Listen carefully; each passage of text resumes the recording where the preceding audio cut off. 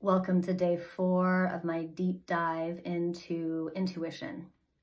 So, intuition, in my opinion, is the best way of improving our resilience as individuals and as a species, especially as the planet goes through the changes that it's going through right now. So, we have a choice. We have a choice to follow the directions of all the experts, and that can be a beautiful choice. And people that have been down the road before and understand how systems work can be a great place of information.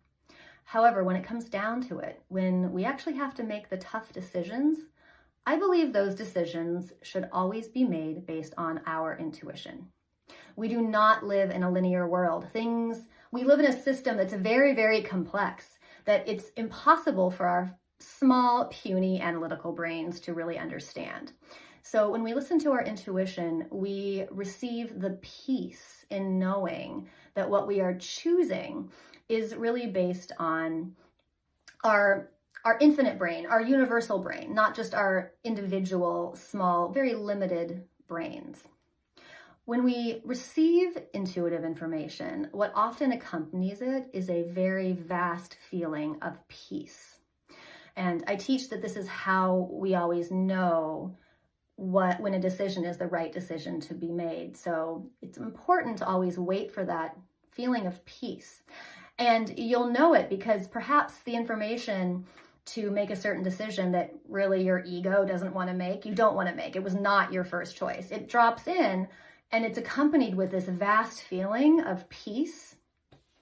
And there you know it. You know that that's your right choice. And the thing I love about living an intuitive life is that when you make these hard choices, especially choices where there's no right answer, and how many of those choices are we going to have to face moving forward, right? Choices where no matter what we do, it's not perfect. So when we follow our intuition, we have that peace that accompanies us through that journey.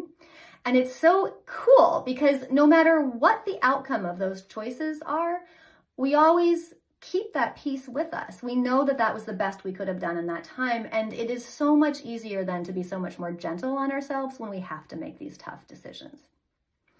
If you want to go deeper into practicing intuition with dream work, I'm offering a free 2-part ceremony practice starting February 2nd. So if you want to sign up for that, please see the link in my bio. We are going to reignite your intuition. It's going to be so much fun. So I hope to see you there.